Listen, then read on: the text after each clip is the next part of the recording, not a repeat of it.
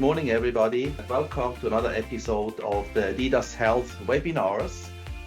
My name is Peter James. I'm the working group lead. We have a very relevant guest today, but before we jump into the presentation, I would like to say a few words about DIDAS Health. Today, I'll make an introduction of about 10 minutes. Then we have our special guest, Oliver Deak, who will show us a prototype of an application which is using self-sovereign identity principles for storage of healthcare data. I would like to point out two things. On the one hand, we have a series of webinar recordings. So we always have a short version and a full version. So whenever you want to know something about our activities, check out our channel. The second thing, just as a heads up, we are currently working on a Swiss Digital Health Manifesto, which is not so much SSI driven, but just digital first driven. The idea is that we cannot wait until the large organization have come together for their concepts. The objective is to get things moving. The document has a structure of basically three parts. It's principles, which are undisputed. It's an action plan, and there's a list of use cases. It's still in the works. So our next review will take place on the 28th of February, so our next meetup, and you're welcome to join our community. And without any further ado, I would like to welcome Oliver Deak, my good colleague and hardcore developer. So he is currently CTO of Swiss4. He has a background in finance and in health, and he has a really strong track record in software development. With that, Oliver, thank you very much for taking the time, and the floor is all yours. Thank you very much, Pete. Good morning, everyone.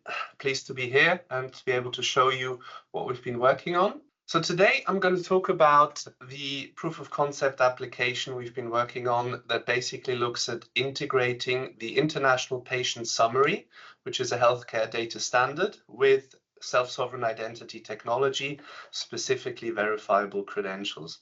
The outline will be a short presentation, quick motivation, and then actually to quickly dive into the proof of concept solution overview, and of course the live demo you've all been waiting for.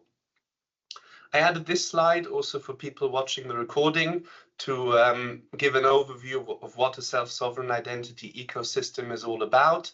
It's really a possibility to securely exchange information, know who issued it, and allow people to also verify it. So it adds another trust layer on top of any kind of data, and we're exploring, of course, the health angle. Best would be to check out the didas.swiss homepage to get some more information. In terms of a brief motivation, I've put a couple of points here. Very important, self-sovereign identity puts in this case, the patient at the center. And I think that is a very powerful concept. And by having a means to trustfully exchange data, this can basically provide much better interoperability, and then also open up the floor for a whole ecosystem of health data exchanges with various players, including medical practitioners, labs, pharmacies, and of course the patient at the center as the linchpin around everything that is providing data in this case. Taking as an example a prescription use case, what ultimately needs to happen is clinical data or administrative data needs to be coupled with those credentials in order for those to be exchanged. And then, of course, you need to have some means of standardized data that is being exchanged between the parties. Have a look at also the GitHub repository that is linked below. We have now chosen to work on the International Patient Summary. This is really an approach that is providing a least common denominator of the most important health information for a specific patient. So it covers things like medications, allergies, problems, and it is designed for unplanned cross-border care. So it was really thought about, you're traveling from one country to the other, but given the poor state of the digital transformation in healthcare, you can really substitute cross-border with basically the hospital across the street. It's got a lot of backing by standards organizations. In 2021, it was also pushed by the G7. It was then taken on by the digital health, the Global Digital Health Partnership, which is basically at least 40 countries' e-health ministers that come together and regularly meet to discuss how to push standards like the International Patient Summary forwards. And it's also had very great momentum even back in 2024. I also learned about it at the GDHP, so I snuck in to be on the photo there. That was back in 2022 when I was on the non-profit. Unfortunately, Switzerland is part of GDHP, but I never met anyone from Switzerland at the meetups. So yeah, I do hope they will participate, because it's a really good place for countries to exchange notes on how to move ahead the digital transformation. So how to get an IPS is not part of this presentation. Generally, electronic health record systems that leverage FHIR servers have a means to produce such documents. We've also had a presentation here on the Digital Health Working Group by a Swiss startup, where an AI-powered medical scribe can do that. There are free tools out there, and it looks like even Epic is going to add support for the IPS in 2025. Getting more concrete, this is what an IPS looks like. There's a couple of sections. It basically has some required elements. So the minimum that you need to have in your international patient summary are the problems, allergies, and medications. There's a couple of recommended sections. And then, of course, you can go all the way down to vital signs. So basically, even your wellness data from your smart devices could be captured in an IPS document. The benefit of that, of course, any patient that is empowered with an international patient summary can have better continuation of care. It's better patient safety when you go somewhere, because you can communicate what you have. It's really empowers the patient to take health into their own control and work with medical professionals to get the best possible outcome. So now, getting a little bit more technical, for our prototype, we had to somehow find a way to wrap this health data into the self-sovereign identity credentials. This has already been solved by smart health cards that emerged back in the COVID pandemic. The whole world was working on different types of immunization certificates. The US actually decided to go in the direction of W3C verifiable credentials alongside the UK, Japan, UAE, and some other countries. The EU did something slightly different, and ultimately it is very simple. It's taking those resources that we have here, problems, allergies, they are all expressed in a standard way, and then just deciding which of them you want to then wrap into one of those secured envelopes. One of the things on the technical side that we had to then explore is at which granularity you want to encapsulate the data. At one end of the spectrum, you could potentially put the whole IPS document, but that's a little bit overkill. There are other ways that this can get exchanged. You can focus it also on a specific domain. That's what the specification of Smart Health Card says. So you could put all your allergies into one credential. We now went the whole way to go all the way down to each individual, let's say, medication, allergy, and wrap it into a credential, and also to see what that means when you want to exchange the health data.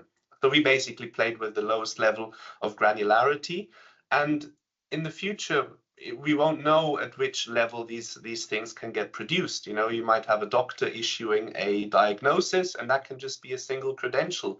And then you will know that diagnosis comes from this doctor, has been given to this specific patient, and this can later be verified.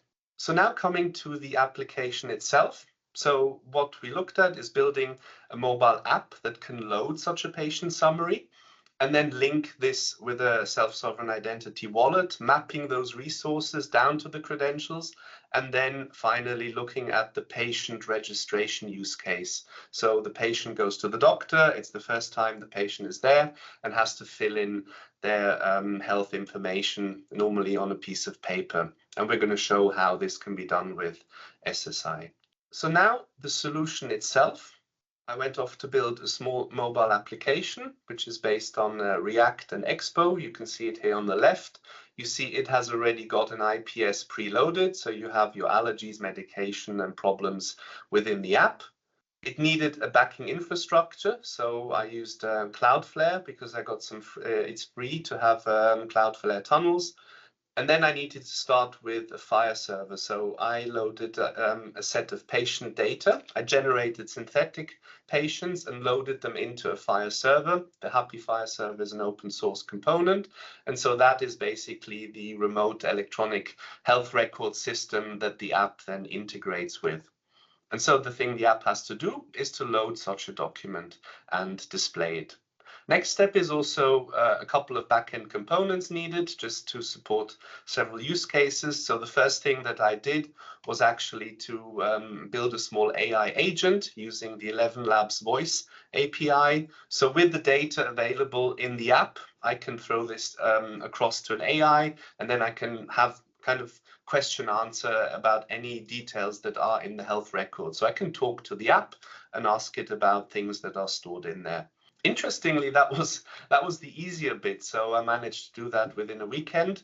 It's not something you can do in production from a data protection perspective, but with the tools out there, you can quickly knock up a proof of concept to show how this could work. And then when it comes to the self-sovereign identity, for me, it was very straightforward to work with Vault ID. We had already done a medical prescription use case with it last year, and I already had parts of the infrastructure up and running. So it comes with components for issuing credentials, for verifying credentials, and also a wallet. In this case, it's a hosted wallet running on a server. You have means of protecting the keys as well if you want. And for building such proof of concept applications, it's great because it is very well documented. You have small videos and it explains how to use it. So it was a very pleasant experience to get that up and running. So what had to be done then is to synchronize the data. So all the individual resources describing the allergies, the medications, synchronizing them with the wallet, meaning in this case, self-issuing the credentials. So because we have to bootstrap this and I don't have doctors generating it yet, I started off with a self-issuance. So basically, me as a patient, I create a credential which I, in a way, secure with my key that I have these allergies, medications, and so forth. And then coming over to the patient registration case, I added a small web page. Since it's my hobby project, I also had the opportunity to play a bit with voice agents there. So the patient can then talk to the registration interface, ultimately requesting the health information. So requesting that in self-sovereign identity, it requests a presentation, a verifiable presentation that goes and generates off a QR code. It gets scanned with the wallet, and then it is up to the patient to select which information he or she wants to provide. And this is what I'll be demoing afterwards. And that information will then flow through. You can also then check it for validity and ultimately have it sent across to the patient registration webpage. So this is a lot of information. I hope it is clear. I will then show this as part of the live demo in a second. The patient registration, this is when I now would, having such a wallet, would go to a new doctor, and Correct. And that's the process Yes. that you explain, and I then decide to show my medication profile, for example, right? Exactly. Yeah, that's what it is. Perfect. Thank you very much. Okay. So I'll just quickly finish off with those two slides before jumping in. There's, of course, a lot to finalize on that in terms of cleanup. This is also preparation that once the Swiss public beta of the electronic identity ecosystem comes up and running, to integrate with that. I can't, of course, continue with a remote wallet, so I'll be looking into wallets that can integrate directly into the mobile phone, like the Procevius one. Also considering to look at personal data stores. There used to be these decentralized web nodes. I mean, they're still around. Unfortunately, they have no more funding. They're solid pods. These are things I'm interested to investigate. And of course, looking into self-hosted AI models, things like a DeepSeek or PatientSeek. You now have fine-tuned models based on patient data that run on my laptop. It's a fantastic time, so I'll be playing around with those things. Quick thanks also to Pete for his relentless efforts driving ahead the digital transformation. I did get a little help from a team I worked with before in Tunisia because of the time pressure of presenting this now. I had to have some help on the UI UX. And then my dev team was mostly the AI powered Windsurf IDE. So I've been coding with AI now since the last couple of months, and it's really gives a boost in terms of productivity. So now over to the demo. This is the mobile app. This is actually my phone itself. I have this running in dark mode at the moment. We have a patient registration screen here, and I hope the audio is coming through. Good morning. Good morning. How can I brighten your day today? Yeah, so they sent me over here to register my health data. Perfect. I'll generate a QR code for you to scan. This will let you securely register your health information. Ready when you are. You can see me now scanning this. And now I can really select which of the data I want to provide. I go into the details here, right? I have, in this case, all my allergies. I will take all my medications. That's right. You have full control over what information Wait you a want. second. And then here, in terms of my problems, I really just want to select those two. I have the osteoporosis. I don't want to put in the other info. I'll select all the procedures. Sounds good. You have full control over which information to share. And there you go. So the information has now been sent across. So you can kind of see all the data that was previously in the wallet selected. I have all the allergies coming across. I have the different medications. I only selected those two conditions, and a whole host of procedures have now come through. In terms of the app, I can maybe try another patient. So, you know, the patient itself is currently just represented by a number. So if I take this patient, I've also coupled this patient with a different wallet. So just let me quickly change the wallet. And you can see here, this patient, for instance, has no allergies, has a lot of medication. I went as far as to process the posologies, so having at least the information about how the medication should be taken. I can actually also quickly show you the agent itself. So this is the one that I showed you before, is about asking questions about this patient. Hello, Vincent 9099. I can help you understand any details about your health record. What would you like to know? Can you just give me a quick summary of all the medications I'm taking, and just give me the medication names? Certainly. Here are the medications you are currently taking: enoxaparin sodium, acetaminophen, carvedilol, hydrochlorothiazide, furosemide, sacubitril and valsartan, losartan potassium, lisinopril. So that works pretty smooth. Do you have any questions? So I have a couple of things I can, of course, further show on IPS. This will work now. Yes, Dominic. A clarification question. Thank you for the interesting show.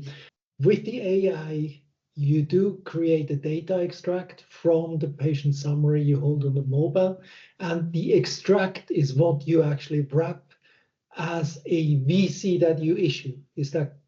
Did I capture that correctly? Yeah, so I can show you briefly how it looks like inside inside one of the wallets. Let me just see if I have that here. So this is a web-based view of the wallet that is embedded.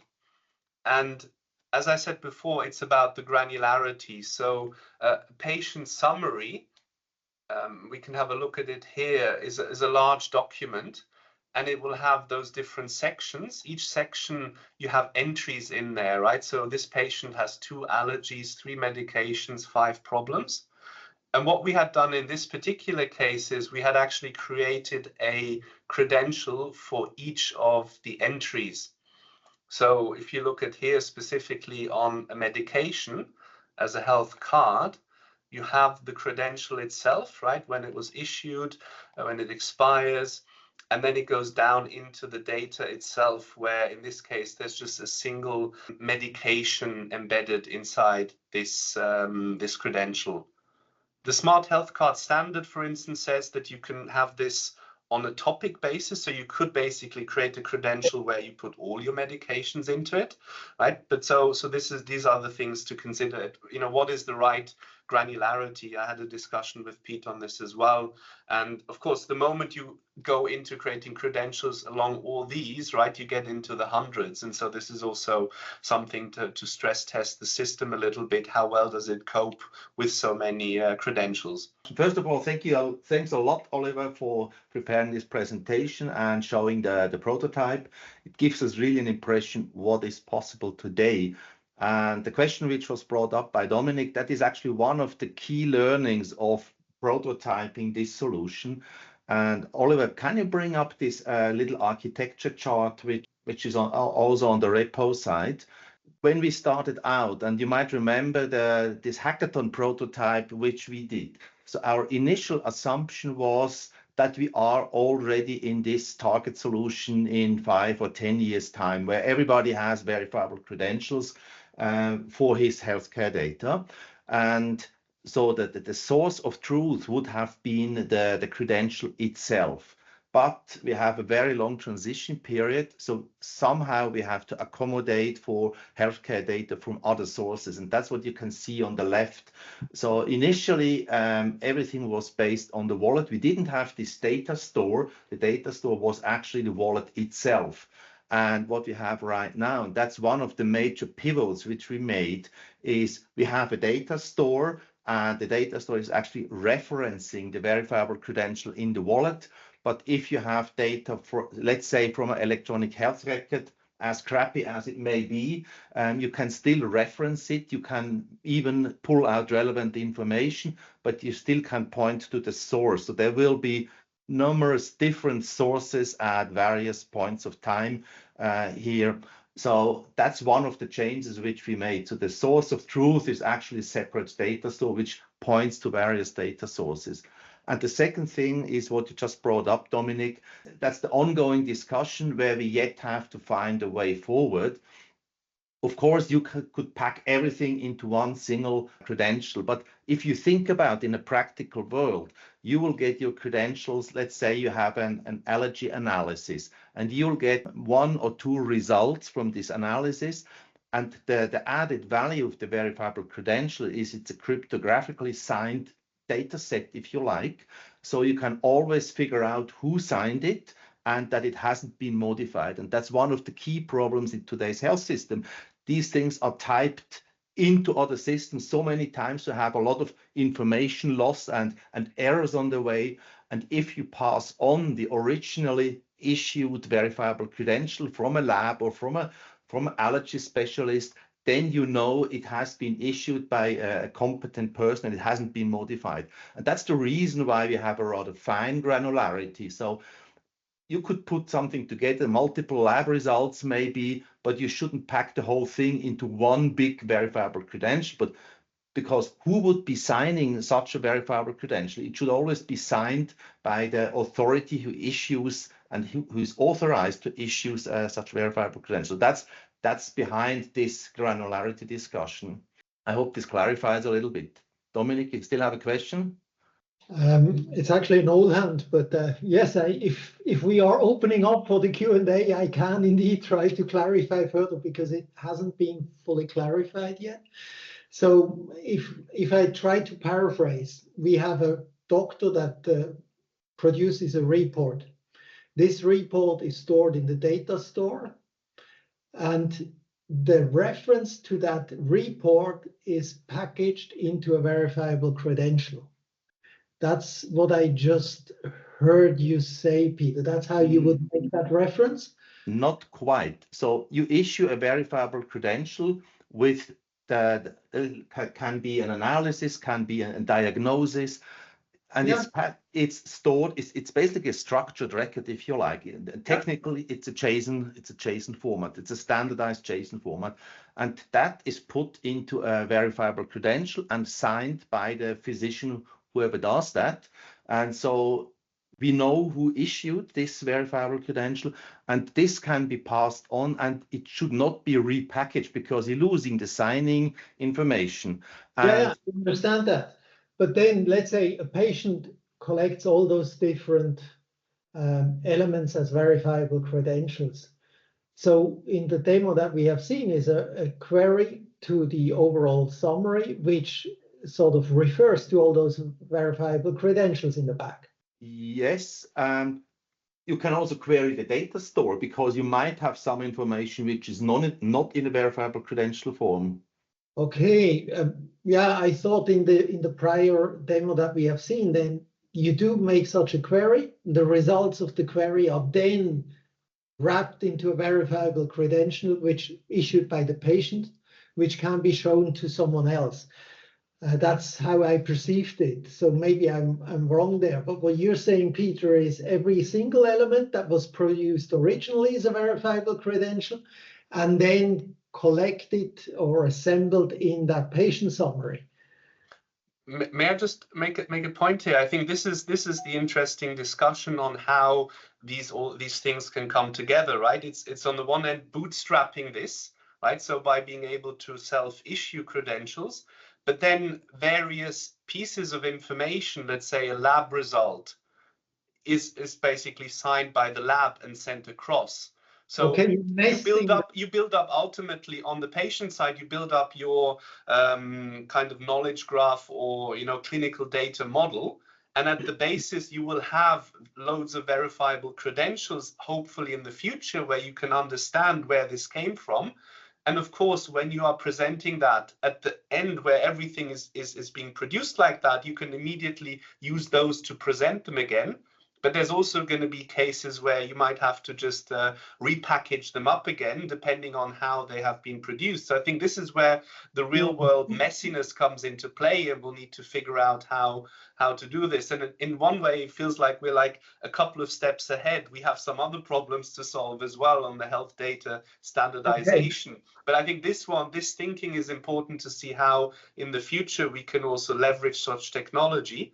And it's not just about the data, it's also about the other use cases that SSI enables, like knowing that this is now a trusted doctor or a trusted lab, right? It's the whole ecosystem view. So, we're zooming into one topic now, and it will have its challenges to implement it, but there's also a lot of value for the cases where these things are being produced in a verifiable way.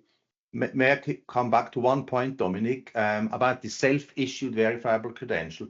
In the ideal world, all verifiable credentials will be issued by medical staff or by authorized persons, organizations. But in the meantime, while we are not yet there, the patient can, or the citizen rather, as I used to say, the citizen can issue his own verifiable credentials, then he is basically the issuer. But since he's not a medical person, it's not as trustworthy as it would be from a practitioner, but it can still be provided in a structured form, which would be better than any unstructured information. It's more part of the transition solution. Yeah, and another benefit of these solutions is the exchange mechanisms that are being employed, so that in the future, when you have your wallet, you have your health insurance card, you have other information, and you go somewhere and they just say, oh, I want to know your health, that you have your health insurance coverage and a couple of pieces of health info. You can then select that from your wallet, okay, and it can then be on the one hand verified and sent across in a seamless manner as well.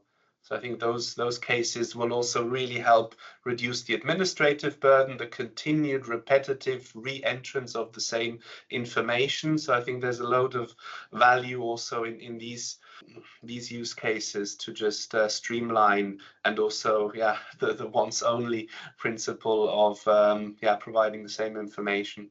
Philip has a question. Yeah, I would like to briefly come back to the self-issued credentials, and I have to ask about the governance. Don't know whether you thought about this. So, for example, From what I understand, I could, for example, issue myself a credential that I'm vaccinated against COVID. There's not really a way to verify that I actually got this vaccination. How do you plan to do that? I mean, in the end, you somehow need to link it to the unstructured proof that you have from whatever doctor or authorized medical person, right? Yeah, I think that's a very good use case where you just really would want to have a third-party validated credential, right? I mean, that was the whole case, right? You just wouldn't want to support that. But since in the transition phase and you have this mechanism, things like your past history that you tell people anyway, that you can self-issue, I think you have to draw a line where certain information has to be third-party validated. Otherwise, yes, you can prove that. I mean, there was a whole market of fake COVID certificates out there back in the day. So, yeah. So that means you'll have some governance in place saying that certain types of credentials can be self-issued, and for others you really need a verifiable credential from an authorized medical person. I think the governance takes place at the other end, and we already have something like that in the EID world. So we have a so-called level of trust with a digital identity. You can, what I usually call a Mickey Mouse account. You can open an account under any name and nobody complains, but you have several levels of identity validation in the EID world, and the receiving end basically dictates which level of trust it's expecting. For example, if you want to enter a restaurant with a self-issued COVID certificate, it will most likely not work. So I think the governance is rather the other way around. Just to give you the full use case, today what we are simulating is basically the clipboard which you're filling in while you're in the waiting room of the medical doctor. But if you think about it, if you have it all digital, you could even pass your information as you're registering for an appointment. So then you have time to fill out things and you're not under time pressure. And if you actually arrive at the doctor's office, then you don't have to go through the whole process. You just are registered. And if you think about it, if the physician has this information before you arrive, he can even run some AI on it and get some advice from his assistant with the information which he already has. I would like to come to a slightly different point in, or to a different challenge in the setup. So if I got it right, so all these voice queries so far basically were addressed to the mobile app and the storage that was behind it, not to VCs as such, not to data held in VCs directly. Only the result is then packaged in a self-issued VC. And if we follow what we discussed before, so that the data itself may contain some VCs that are signed by the author, let's say the doctor that has made a prescription or so, I can see how you could wrap one into the other.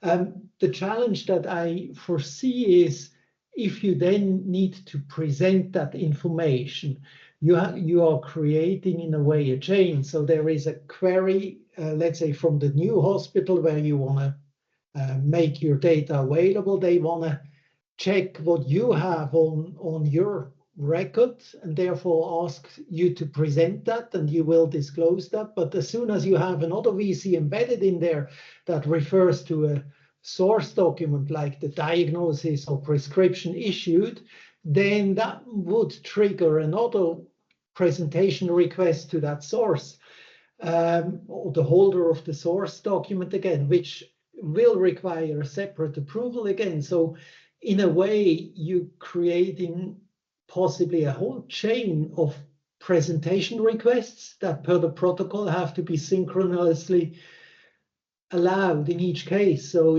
I envisage a challenge that you are constantly allowing or disallowing what to present for the result to be produced that you want to generate. I think that's exactly the situation which you want to avoid. And that's I agree in a way, but that's kind of per the standard, the protocol of VC presentation. It's not that this is generally just available. You need to approve what you present to a request, is it? I see your point. What we actually want to do is to have to convey the information who actually issued the verifiable credential. But I see the point if you want to have a selective disclosure. I think that's what you're alluding to. So how do you pass on a partial information of a verifiable credential? I think that's the tricky part. That's right. I think that's a sub-problem. Yes, you need to solve that too. But even if you have in your record, let's say, a credential for the prescription, another one for your allergies, and maybe another one for your vaccinations, if you want to present the combination of that, you need to 3 times agree to present that information to the requester. Not necessarily. I think that depends. Well, that's my view. Maybe we figure that out. That's actually why we are prototyping this thing. So we are learning a lot while we are doing that. So I think you should be able to confirm it in one go. Otherwise, the usability would not be very good. That's my concern.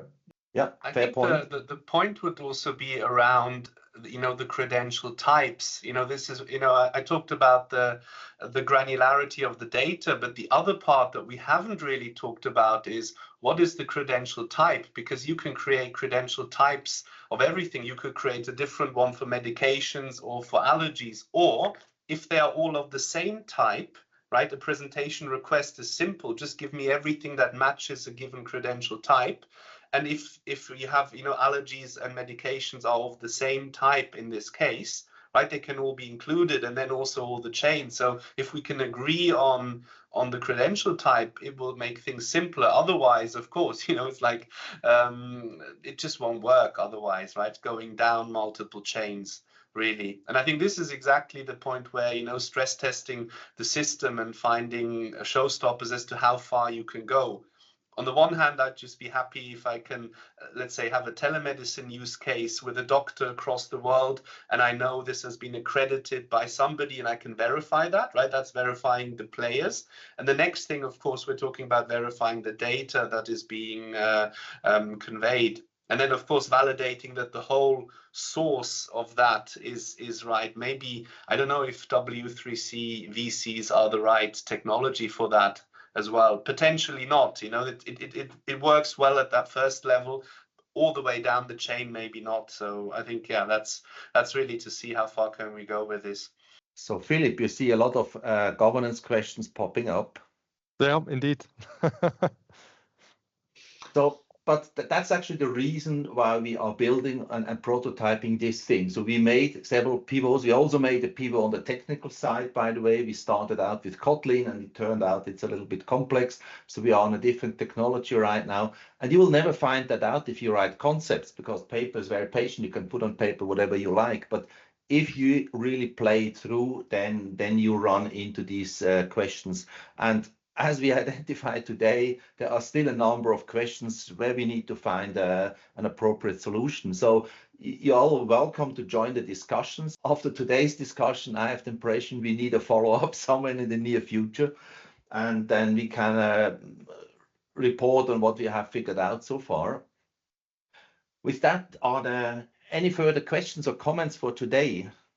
At the risk of monopolizing the discussion, if there are no competing questions, I dare to ask another question or offer a thought.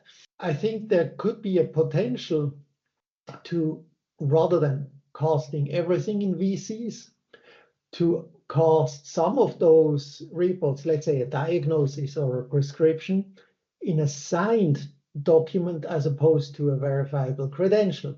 So it could also be that some of those elements could be signed elements that are then transferable, and then the signature is verifiable regardless where it goes. So maybe a combination of those two things could open up new alleys. What can you define what you mean with signed? Rather than basically a signed document, so a prescription which is electronically signed by the author, as opposed to something that is in that tri-party relationship between issuer, verifier, and holder. So including into the patient record signed documents as such, which are freely transferable regardless who holds them. So that could be a way to reduce some of that presentation burden that I alluded to before. I think coming back to this signed, so I guess you mean a digitally signed with a qualified signature. In a digitally signed document, yes. I personally think a verifiable credential is basically a structured record which is also digitally signed. So quite frankly, I would prefer to have it in a structured form. It's just a technical difference, but from the representation, it's in both cases. It's in some form, well, signed. A verifiable credential is also signed if you think about it. You can also sign a structured document. I didn't mean kind of just a text document necessarily. I think the verifiable credential and what you call a signed document is very close to each other, if not the same. Yeah, true. I'm trying to eliminate the chain of presentation demands, which you can probably reduce. But you don't solve the problem of partial disclosure if you have a signed document with the full information. And if you pass it on, then either you take out the parts which you don't want to show, then you destroy the signature, or you pass on the full document. So that's true, but that's the same. But it's already, I think it's already a step up, right? I prefer a signed document over just a faxed scan of a document. So yeah. And maybe another thought for further discussion and reflection is the cost associated with that. So both VC issuance or the verification as well as signature have quite a substantial cost per document or per credential. So in order to have for this the moment, is this information, where do you have this information from? I haven't received any information about cost of issuing verifiable credentials. Well, if you try to kind of obtain, let's say, credentials from or signatures that you want to have applied to a document, regardless, typically in the market you see cost between maybe 30 cents to 2.5 euro francs for signatures. I mean, that's where the market currently is. So if we are thinking of something like that, either we have a public infrastructure or a huge volume effect that brings down the cost massively. Okay, as you are alluding to the cost, I know it pretty exactly in Switzerland. For example, Scribble asked for 4.50 francs for a qualified signature, which is very high indeed. But if you get that in volume, the qualified signature is less than a Swiss franc, and a seal is a few cents. So I would expect that if you are planning to issue verifiable credentials in volume, you should have a price tag which is very low. On that note, Austria has a free signing system, so they have a state-paid infrastructure. I think 30 minutes per year. Yeah. And everybody can sign as many documents as he wishes. Yeah. So honestly, before we make any statements here, we should have some reliable information about the pricing. Okay, we have 5 more minutes left. Are there any burning last questions from the audience? Thank you very much. Thank you very much, Oliver, for this great presentation. I was just putting in the chat that I'm sorry I have to leave, but it was very interesting. I'm going to get back to you about how we could probably also better test this during the expedition and with some of our Saluternauts. It was a great meeting, and thanks also, Pete, for organizing it, and hope to see you soon. Bye-bye. Thanks a lot. My pleasure. Thanks for your active participation, and see you on one of our next meetings.